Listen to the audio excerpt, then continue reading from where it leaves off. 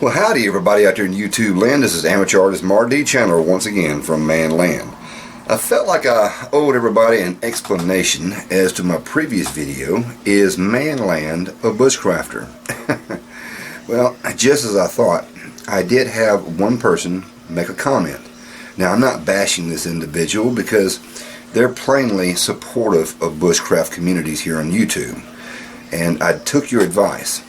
I looked it up online. And yeah, I went to Wikipedia. Now I want to take a moment here to read something, and then I'm going to give my explanation of why I said what I said. On Wikipedia, there's a link in the description box below so you can read this for yourself. And I know that Wikipedia is not a true dictionary for absolute definite terms, but it's what's online and I'm using it. The definition of bushcraft, according to Wikipedia, is bushcraft is a popular term for wilderness survival skills. The term was popularized in the southern hemisphere by Les Hiddens, the Bush Tucker man, as well as in the northern hemisphere by, I hope I'm pronouncing his name right, Moors, Kochanski, Kanishi? Anyway, and more recently gained considerable currency, I should say, in the United Kingdom due to the popularity, of course, of Ray Mears. It goes on to say, at his bushcraft and survival television programs, it has also become popular in the urban areas where the average person is separated from nature as a way to get back in tune with their rural roots. The origin of the phrase bushcraft comes from the skills used in the bush community or country of Australia. Often the phrase wilderness skills is used as it describes skills used all over the world. Now here's the important part. Bushcraft is about thriving in the natural environment.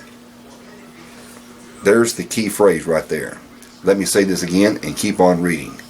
Bushcraft is about thriving in the natural environment and the acquisition of the skills and knowledge to do so.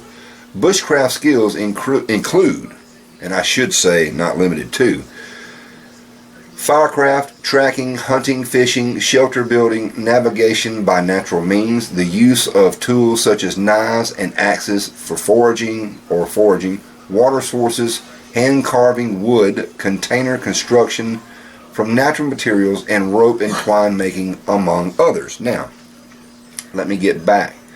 Bushcraft is about thriving in the natural environment.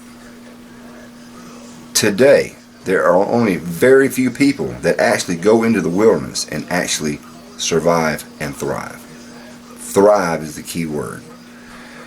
Our fathers and forefathers before us here in the United States of America came over on some boats, and they were more or less pioneers, and they more or less infiltrated the entire United States. It took a long time, a lot of generations to do so, but we don't possess those skills. We've got modern day era. Not many of us actually have the skills to go out into the wilderness to build a log cabin using an axe, possibly a saw, and lucky enough to have a horse, maybe a mule, to actually till the ground. But where'd the plow come from? There's a lot of modern things that go in to sustaining yourself that they had back in the day in the pioneers. And a lot of us newbies, myself very much included, do not possess those skills nor that ancient equipment that they used to carve the United States of America.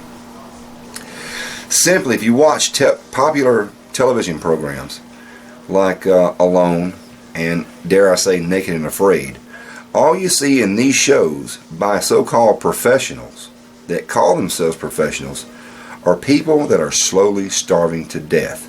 It's just a matter of time to wait until everyone taps out except them. It's not thriving, and I'm not seeing very many people actually do so. Oh, there are a few that can actually do this, but very, very few. And if they are, well, I haven't actually seen them here on YouTube. Now, I'm not knocking bushcraft at all, but when someone takes a camera and goes out there into the woods and shows a little creative play of how they do so-called bushcraft does not make them a bushcrafter. It doesn't make me one, and it does not make, I would say, 99.999% of the people out there that turn on the camera and claim themselves to be bushcrafters. But in reality, they know they don't claim to be bushcrafters. I think the word bushcraft means exactly what it says here in Wikipedia, is also the acquisition. In other words, we're going out and we're learning the acquisition of the skills and knowledge to do so. That, to me, is what bushcrafting is all about. And bushcrafting also ties into survival, into prepping, and even flows over into camping, because I love it. Learning how to start a fire multiple ways comes in handy. I haven't had to use it yet in a real emergency scenario, but I'm very confident I can start a fire. I can cook my meals. But while I'm out there, can I actually acquire game? Well, it just depends on how much game is available. Those type of things right there kind of weigh in and out. But we all love the idea of practicing and being in the world of bushcraft. But I don't think anybody, the majority, and I mean the 99.99% majority of the people, can actually call themselves actual true bushcrafters, because we all fall back on modern technology. Like I said in the previous video, we go home, we sleep in our warm beds, air conditioning, heated, whatever the case may be, and we're cooking on stainless steel and cast iron. But you know, where are you going to get your beer and alcohol from? Not out there in the bush. It's possible. But where do you get the wheat from to grow it? The grains, man. Come on. That's the whole point. A true bushcrafter is someone that can go out there and survive in the woods and actually thrive. I'm not one of those people. And I really doubt anybody out there watching this video can actually do it themselves. We've seen time and time again professionals that call themselves bushcrafters or survivalists go out there and try to survive in the woods indefinitely. Not for a certain amount of time, like a week, 2 weeks, a month, 6 months, whatever the case may be, but actually thrive. I just don't see it happening. And I could be wrong, but then again, I am just the amateur artist. So until next time, that's my explanation of why I don't think I can actually call myself a true bushcrafter. Until next time, amateur artist Marty Chandler, once again, from mainland.